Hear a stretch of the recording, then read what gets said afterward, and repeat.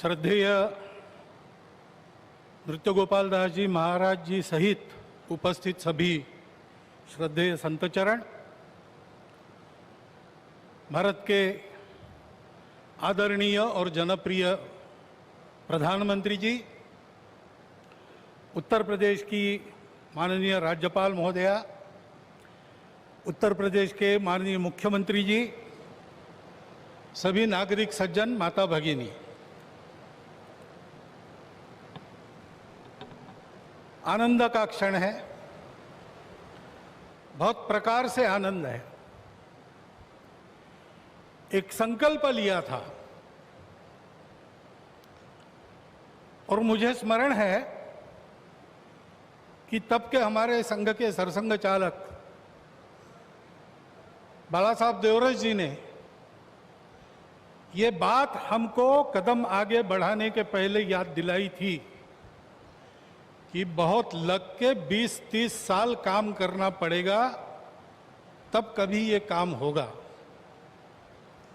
और 20-30 साल हमने किया। 30वें साल के प्रारंभ में हमको संकल्प पूर्ति का आनंद मिल रहा है।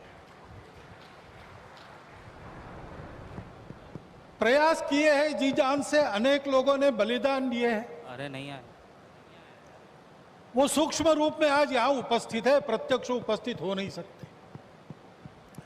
ऐसे भी है जो है लेकिन यहां आ नहीं सकते।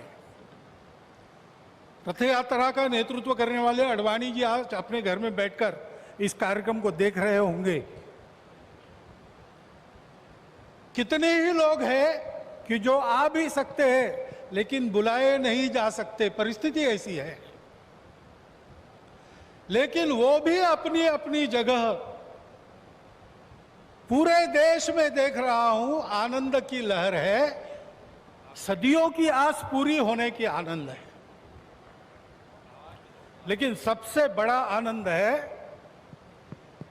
भारत को आत्मनिर्भर बनाने के लिए जिस आत्मविश्वास की आवश्यकता थी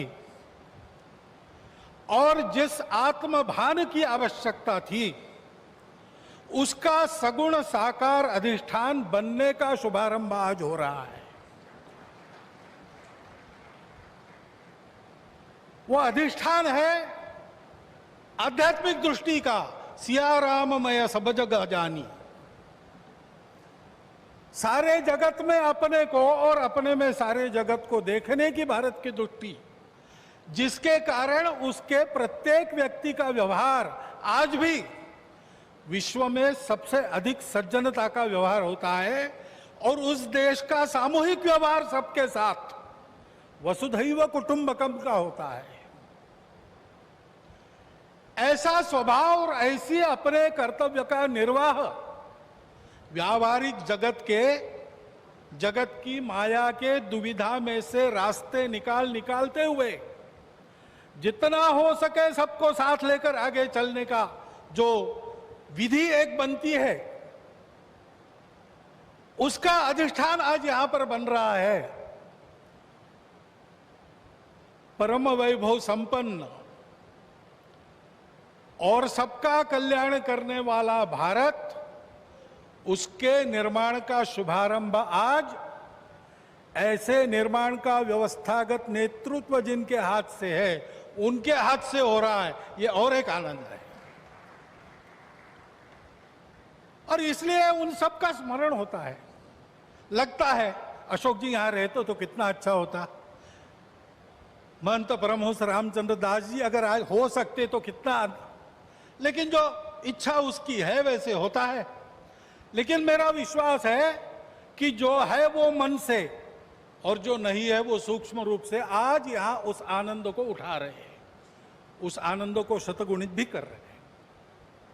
लेकिन इस आनंद में एक स्फुरण है, एक उत्साह है। हम कर सकते हैं, हमको करना है, वही करना है।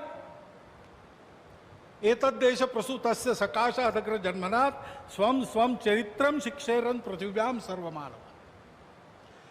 जीवन जीने की शिक्षा देनी है। अभी ये कोरोना का दौर चल रहा है, सारा विश्व अंतर्मुख हो गया है। विचार कर रहा है कहां गलती हुई, कैसे रास्ता निकले।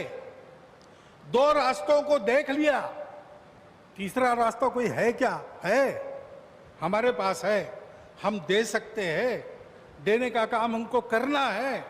उसकी तैयारी करने के संकल्प का भी आज दिवस है। उसके लिए आवश्यक तब पुरुषार्थ हमने किया है। प्रभु श्री राम के चरित्र से आज तक देखेंगे तो सारा पुरुषार्थ, पराक्रम, वीरवृत्ति हमारे रग रग में है। उसको हमने खोया, वो हमारे पास है, हम शुरू करें, हो जाएगा। इस प्रकार का विश्वास, इस प्रकार का स्फुरण, प्रेरणा आज हमको इस दिन से मिलती है, सारे भारतवासियों को मिलती है। कोई भी अपवाद नहीं, क्योंकि सब राम के हैं और सब में राम। और इसलिए यहां अब मंदिर बनेगा, भव्य मंदिर बनेगा। सारी प्रक्रिया शुरू हो गई, दाई तो बांटे गए हैं, जिनका जो काम है वो करेंगे। उस समय हम सब लोगों को क्या काम रहेगा? हम सब लोगों को अपने मन की अयोध्या को सजाना संवारना है। इस भव्य कार्य के लिए प्रभु श्री राम जिस धर्म के विग्रह माने जाते हैं, वह जोड़ने वाला, धारण करने वाला, ऊपर उठाने वाला, सबकी उन्नति करने वाला धर्म, सबको अपना मानने वाला धर्म, उसकी ध्वजा को अपने कंधे पर लेकर संपूर्ण विश्व को सुख शांति देने वाला भारत हम खड़ा कर सके, इसलिए हमको अपने मन की अयोध्या बनाना है। यहां पर जैसे जैसे मंदिर बनेगा वो अयोध्या भी बनती चली जानी चाहिए। और इस मंदिर के पूर्ण होने के पहले हमारा मन मंदिर बनके तैयार रहना चाहिए, इसकी आवश्यकता है। और वो मन मंदिर कैसा रहेगा बताया है। काम कोह मद मान न मोहा, लोभ न क्षोभ न राग न द्रोहा, जिनके कपट दंभ नहीं माया, तिनके हृदय बसहु रघुराया। जात पात धनु धर्म बड़ाई, प्रिय परिवार सदन सुखदाई, सब तजी तुम ही रहो उरलाई, तेहि के हृदय रहो रघुराई। हमारा हृदय भी राम का बसेरा होना चाहिए, इसलिए सभी दोषों से, विकारों से, द्वेषों से, शत्रुता से मुक्त। दुनिया की माया कैसी भी हो, उसने सब प्रकार के व्यवहार करने के लिए समर्थ। और हृदय से सब प्रकार के भेदों को तिलांजलि देकर केवल अपने देशवासी ही क्या, संपूर्ण जगत को अपनाने की क्षमता रखने वाला इस देश का व्यक्ति और इस देश का समाज, ये गढ़ने का काम है। उस गढ़ने के काम का एक सगुण साकार प्रतीक जो सदैव प्रेरणा देता रहेगा, वो यहां खड़ा होने वाला है। भव्य राम मंदिर बनाने का काम भारतवर्ष के लाखों मंदिरों में और एक मंदिर बनाने का काम नहीं है। उन सारे मंदिरों में मूर्तियों का जो आशय है, उस आशय का पुनर्प्रगटीकरण और उसका पुनर्स्थापन करने का शुभारंभ आज यहां बहुत ही समर्थ हाथों से हुआ है। इस मंगल अवसर पर इस सब आनंद में मैं आप सबका अभिनंदन करता हूं। और जो मेरे मन में इस समय विचार आए, उसको आपके चिंतन के लिए आपके सामने रखता हुआ आपसे विदा लेता हूं। बहुत बहुत धन्यवाद।